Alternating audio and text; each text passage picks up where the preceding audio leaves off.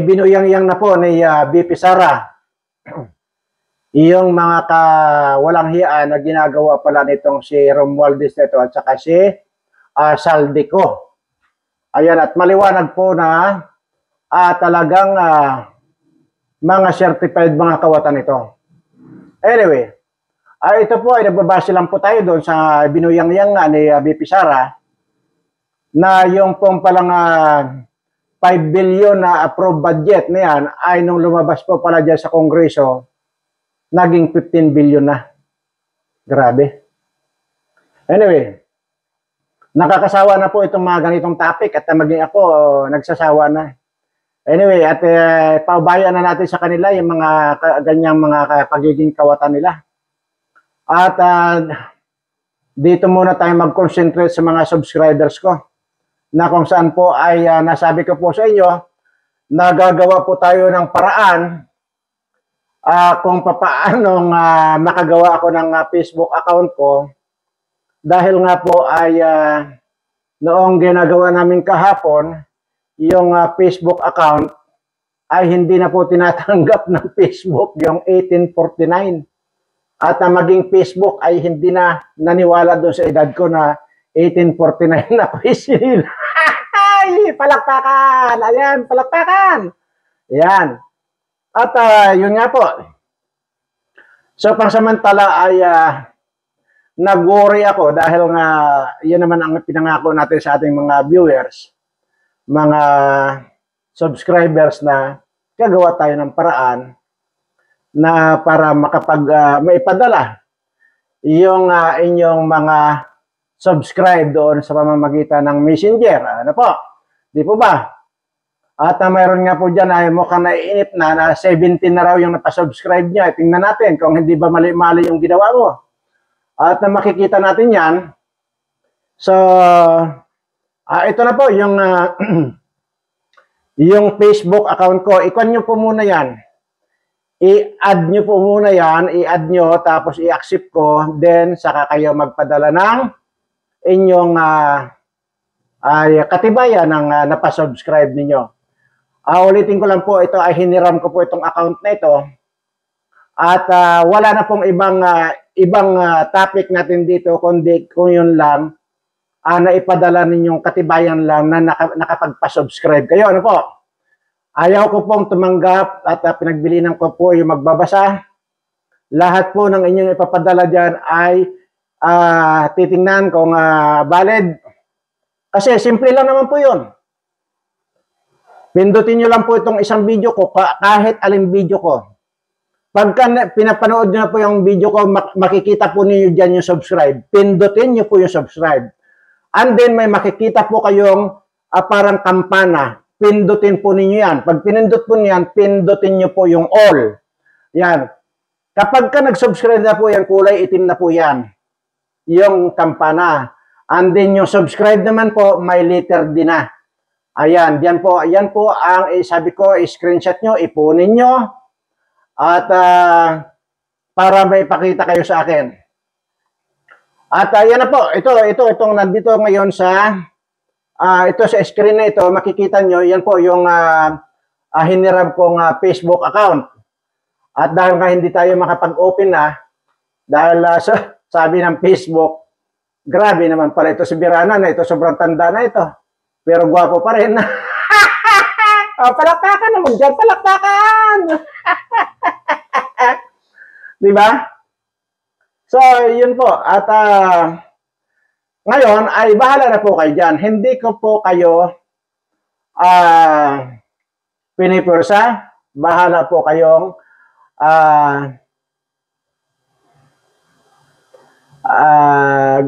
mag-volunteer kung gusto niyo gawin yung sinasabi ko na magpa-subscribe kayo sa mga kaibigan ninyo, maging po yung mga aso ninyo, yung mga baboy na alaga ninyo, mga manok na alaga ninyo, pusa. Sabihin nyo na po na mag-subscribe dito dahil ang sinasabi ni Birana kapag narating niya ang certain na numbers ng subscriber niya ay may mangyayari. Ayan. Palakpakan! Pero talagang hindi ako makaget over talaga. Grabe, hindi ko akalain. na maging yung Facebook ay nireject ako. Imagine mo naman. Una, in-enter namin yung date, 27. Tapos in-enter namin yung buwan, December. Tapos nung in-enter na namin yung taon, hinanap na, niroll yung pabalik, hanggang 19 lang. Wala na po yung 18.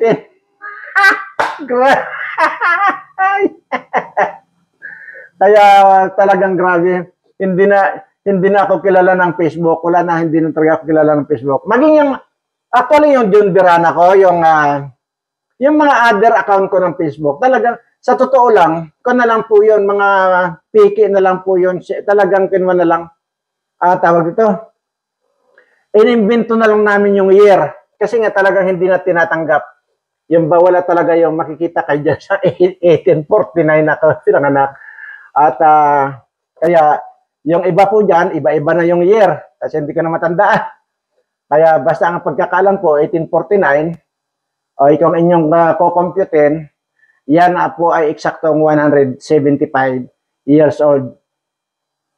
Inshallah. Ayan. And then, ang kagandahan pa nito ay mananatili pa ako rito sa mundo ng 20, dapat 25, pero sa 24 na lang, kasi nga malapit na ang December, birthday ko na, so mababawasan na po yung 25 years na itatagal ko pa rito. So magiging 24 years na lang po yung ipamamalagi ko rito sa mundo.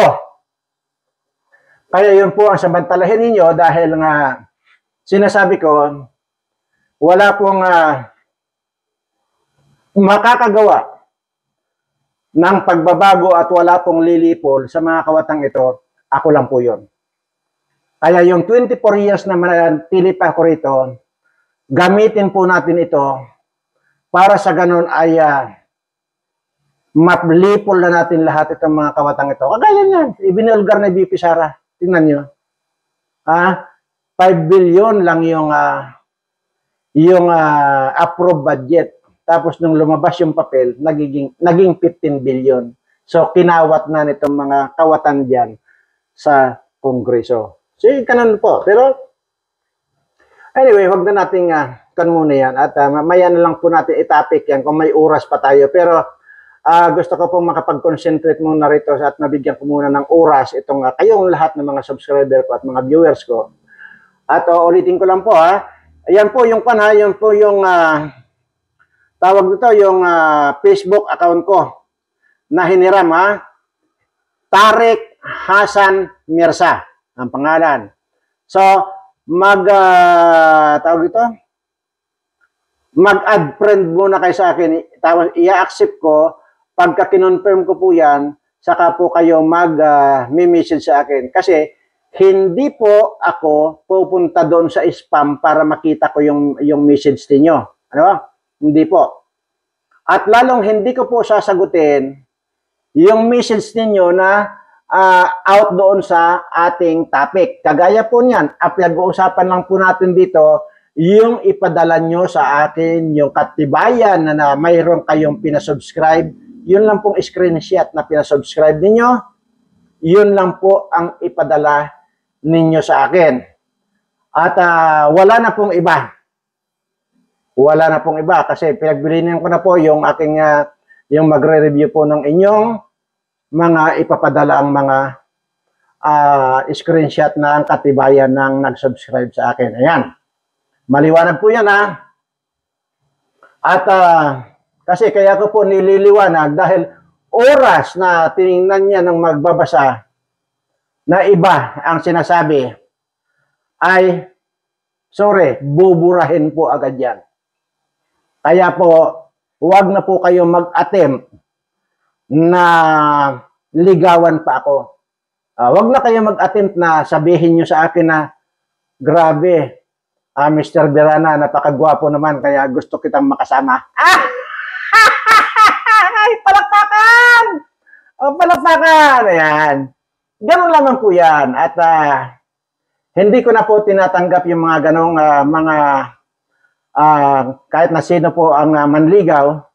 Kasi sabi ko nga po, hindi na po ako tumatanggap na manliligaw. hindi na po ako tumatanggap ng mga ano pa mang mga tawag ito, papuri. Kumbaga, yan. Hindi na po ako tumatanggap noon dahil sanay na po akong tama na po yung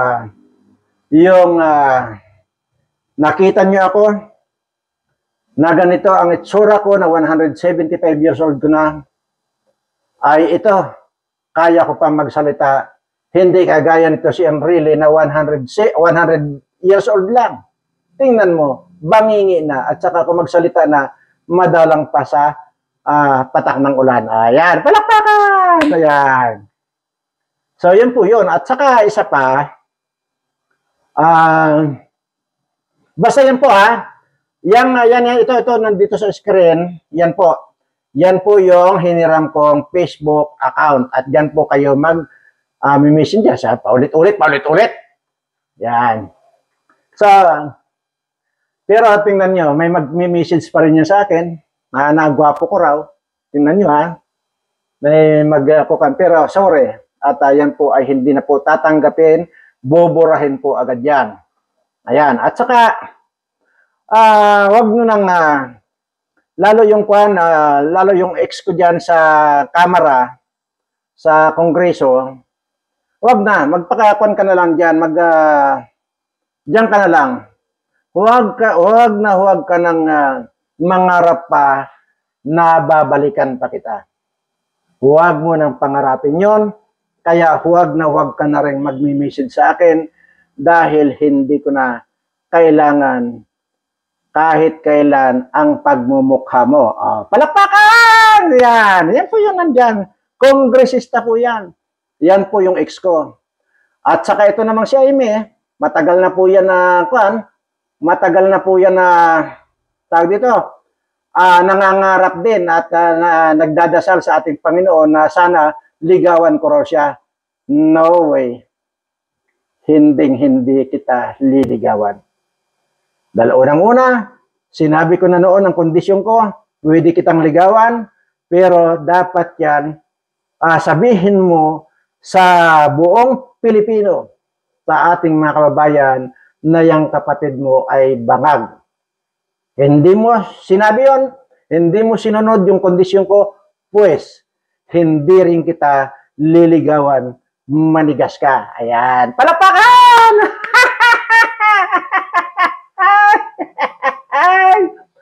Okay, dalang. Alam niyo po ba, masaya lang ako dahil nga, kasi sabi ko nga po, nagsawa na ako dyan sa katatapik dito sa mga dito. Pero sa ganun pa ba, ay, siyempre, sasabihin ko rin po sa inyo kung ano po yung mga nangyayari at yung nga po yung nangyayari na ibinulgar ni BP Sara yung mga pagnanakaw nitong si Tambaloslos at saka yung isang si Kuto. Yung mukhang Kuto na pinalaking Kuto, yun nun. Parang Kuto ng aso, yung yung malalaki. Yan. Ganyan ang mukha niyan, di ba? Tawag doon? Ano ba tawag doon? Yung garapata. Pinalaki lang, mukhang garapata. Kaya naman pala kawatan ng hayop at doon sa mukha niya nababagay lang pala yung mga pagiging kawatan nitong mga animal na ito. Sabi ko nga po,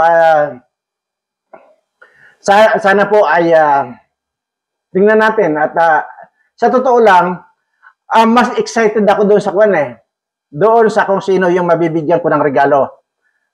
Ayan. Ulitin ko lang po Ito, parang katuwaan natin. Diba? Ang sinasabi ko po rito, sige lang, tuloy lang yung inyong pagkukumbinsi sa mga kababayan natin na panoorin ito ng mga video ko. Tapos ipindot nila yung subscribe. Tuloy-tuloy lang po yun. Sige lang. Hanggang sa dumating yung punto, pero mayroon akong initial na ibibigay na regalo. Pero ang ibig ko sabihin, at the end, kung lalo na kung mas maaga nating ma-reach yung sinasabi kong certain numbers na subscriber ko, sabi ko na nga sa iyo, hindi na ako magsasalita dito. Hindi ko lang po na-prepare sa inyo kung ano yung nandun kasi, nalimutan ko i-prepare dito. Ipapakita ko na sana sa inyo para yung pwede kong ibigay doon sa kung gusto ko lang bigyan na yung matutuwa ako na totoo yung sinasabi niyang mga 70 subscriber na raw yung napasubscribe niya. Tingnan natin. Kaya nga po yan, yung Tarek Hasan Mirza na yan po yung aking hiniram na account. Sabi ko, ulitin ko lang ha. Kasi kailangan nating ulit-ulitin di po ba? Kasi nga, ang dami talagang hindi nakakaintindi. Yan po ay hindi po tinatanggap ang anumang message dyan. Lahat po ng message na walang kinalaman dyan sa screenshot ng katunayan ng pagpapasubscribe ninyo, yan po ay buburahin na antimano. Ngayon, pagka paulit-ulit, i-restrict na po kayo niyan. Ibig sabihin, hindi na kayo makaka-send ng anumang message. Kaya sa una pa lang po, wag po na po kayo mag-attempt na mag-message na sabihin nyo ganito, ganon, ganito, ganon. Wala po tayong pag-ginawa. Ginawa lang po natin itong hiniram ko lang po itong Facebook account nito para doon lang po sa magpapadala ng katibayan ng screenshot ninyo na katibayan nga na nakapagpa-subscribe kayo. So ngayon, halimbawa, in-screenshot mo ng in-screenshot yan. Sige, send mo ng isend dito. Palagay ko sa 10 yata, pwede mong ipagilihilarahin dyan, isang puto lang, tawag send dito. Ewan ko, basta bahala na kayong doon. Hindi ko na alam yan. Tapos sabihin nyo, ang pwede lang po message dyan, ito yung napasubscriber ko, tapos pangalan mo, at pangalan at saka telephone number. Yan naman po ay private naman yan, hindi naman po public yan, na kung saan dati ay ayaw nila nang ipapublic yung number nila, baka nga naman may kayamanan sila, na pinoprotektahan, kaya ayaw nilang ipadala yung number nila. At yun naman po ay naintindihan natin, baka mamaya may mga gold bar din yan, at ayaw nilang maistorbo. So yun po, at ngayon, private ito ngayon, pangalan mo, at telephone number. Yan. Para sa ganon ay dito sa regular na YouTube, regular video na ito, doon kita tatawagan. Yan. At ang ilagay niyong pangalan dyan, yung totoo. Yung totoo ng pangalan, kasi pagka hindi totoo, ay baka hindi nyo ma-receive yung ipapadala ko sa inyo. Ganun lang yon. So, actually, ako mismo ay excited dito sa mabibigyan natin at saka doon sa nagpursige talaga na magpa-subscribe. At yun naman pong magtatanong kung mayroon bang premyo yung nagpa-subscribe ng isa lang. Ikaw naman pala, premyo agad yung tatanungin mo, wala ka pang ginagawa. Di ba? Palakpakan! Ayan. Gumawa ka muna at huwag mo kailangan itanong sa akin kung anong premyo. Ako po ang mag-determine kung karapat-dapat kang bigyan ng premyo. Hindi yung tatanungin mo agad, pag nakapagpa-subscribe ng isa, ano bang premyo? Kuan po yan. Yan po yung tinatawag na hindi makapag-antay. Ganun lang. Basta ang gawin lang yan po, wag nyo isipin yung premyo. Wag nyo isipin Huwag nyo isipin ang premyo. Sige lang, gumawa lang kayo ng gumawa.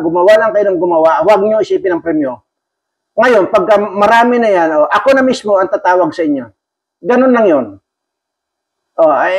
Isa pa lang naghahanap ka agad ng premyo.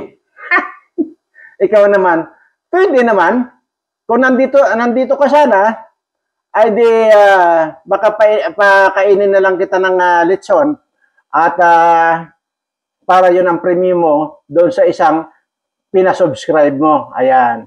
Ganun lang po. Wag po ganun. Wag po tayong ganun mag-isip.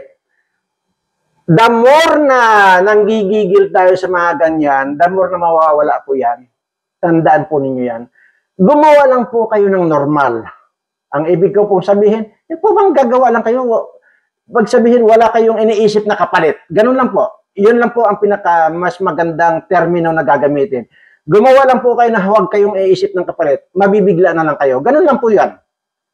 So, ngayon, hanggat iniisip kasi ninyo, isang subscriber pa lang yung napasubscribe ninyo, iniisip nyo na agad na bibigyan ko na kayo ng premyo. Ano ini-expect ninyong premyo bibigay ko sa inyo? Pwede na siguro, baka balahibo ng kalabaw. Palakpakan! Ayan. So, yun po. At ano pa ba ang sasabihin ko pa? At sabi ko nga po, ako nang itapik itong mga politiko ito dahil talagang nagsasawa lang ako. At lalo na itong kay Matubang na ito, Bal Santos Matubang na ito, doon sa ulitin ko lang ha, yung followers ni Bal Santos Matubang, hindi ko tinitira yung idol ninyo kung hindi gago. Gago kasi, unang-una, nananahimik yung mga KOGC at ginugulo na nga ng mga pulis dati, tapos sasaw-saw ka pa at sasabihin mong kulto yung mga KOGC. Kaya doon ako nagalit eh.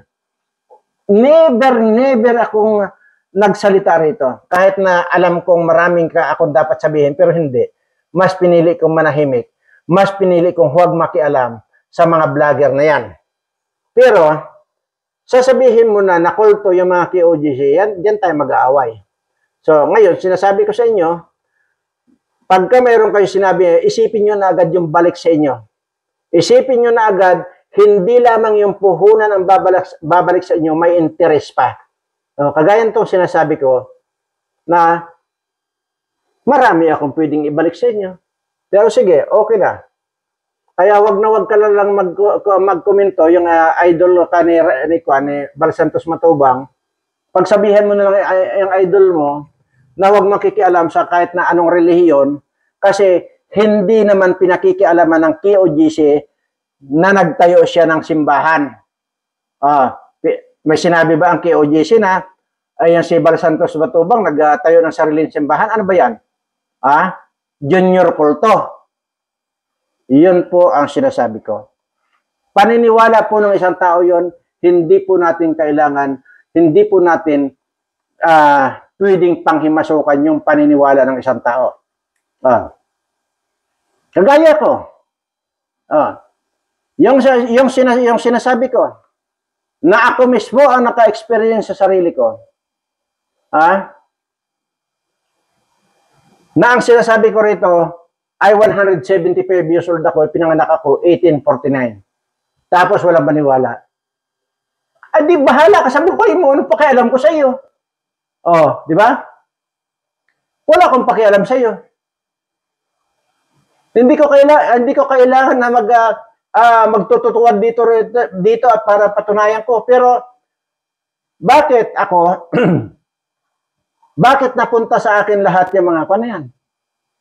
Yung mga kamuti na yan. Ay, hindi, wag na nating pag-usapan na yan. Mga kamuti na yan, baka mamaya bungkalin din itong itong building ko rito. Pag binungkal nila ito, ang makikita ang lalabas dito sa basement ko, mga buaya, lalapain na lang sila. Palakpakan! Ayan. At mayroon lang po akong gustong sabihin sa inyo. Pero hindi po totally kabuuan ang ito sasabihin ko. Mayroon pong isang politiko, ito po ay sikat na politiko. Nagkaroon po ito ng kaso. Matagal pong nagtago ito. Saan nagtago? Dito sa Cueva.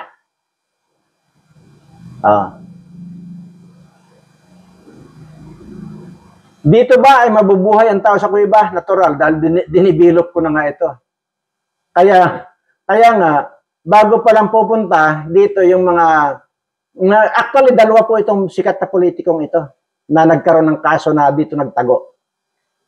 At yun naman yung time na yun ay wala naman akong masabi sa kanya yung time na yon. At alam ko na pag-initan lang. Kaya kinupkup ko siya rito. Ngayon, kung kung sana kaya lang kasi ayaw ko lang kasi mag-offer dati. Pero ngayon, wag na natin pag-usapan. Basta yun po, sikat ito na politiko. Dalawa po itong politikong sikat na ito. Pinag-initan po ito.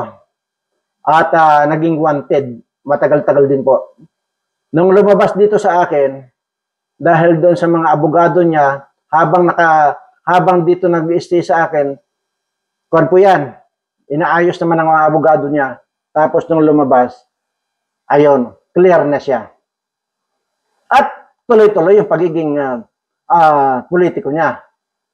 Ayan, bahala na lang po kayo mag-isip kung sino yan. At sabi ko naman po, kung alam ko naman na okay, pwede kong kupkupin. Ang sama nga po nito ngayon, kinupkup ko noong una, nung alam ko na okay pa yan, mabuting tao pa yan. Pero nung nakabalik, ayon, nag-smuggler na. Kaya oras ito na makita ko ito, dudurogin ko ang ulo din ito. Ganun po ako. Wala po akong sisinuhin. Imagine mo, tinulungan ko. Ano bang ginastos niya rito? Buhay mayaman siya. Hindi nga lang, basta, hindi nga lang nakakalabas. Pero pagdating doon sa kanya mga pangangailangan dito lahat, hindi siya nagutuman dito. At lahat po ng pangangailangan niya, sinupply siya. Nakasupply sa kanya.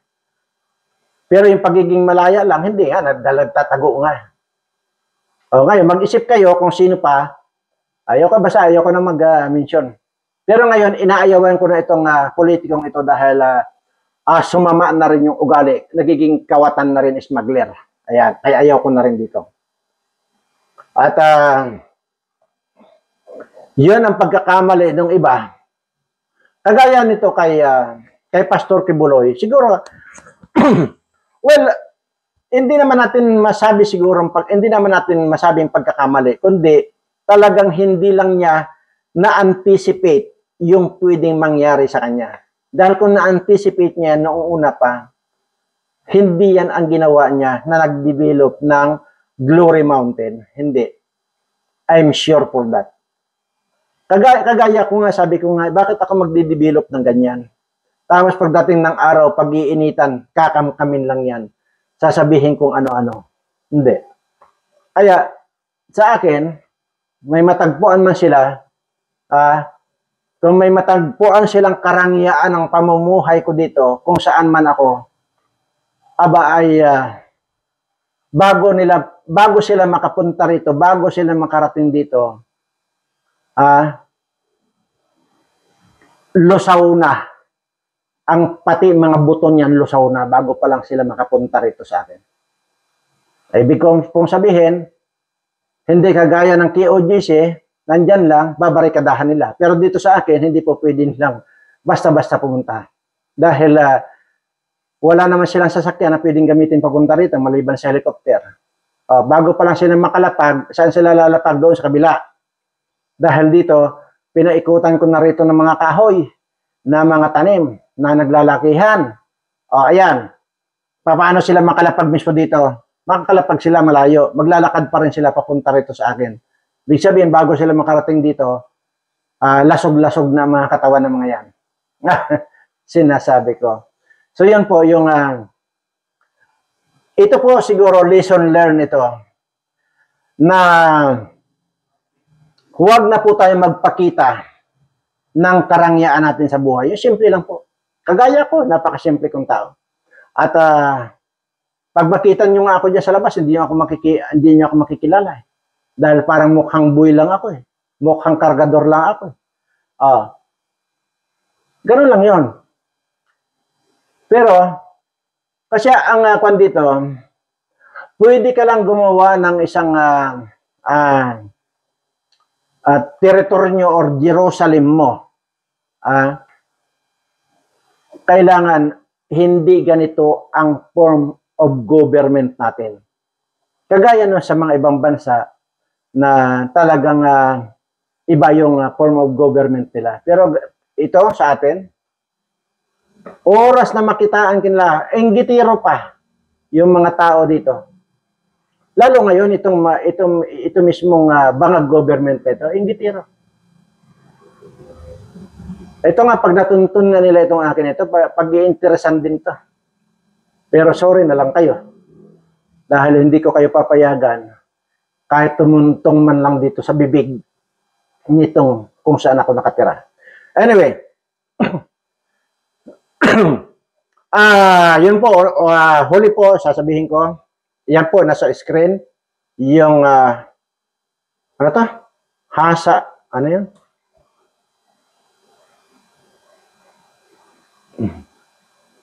Basta, yan, hindi ko makuha na, hindi ko ma-memorize. Tarek Hasan Mirza.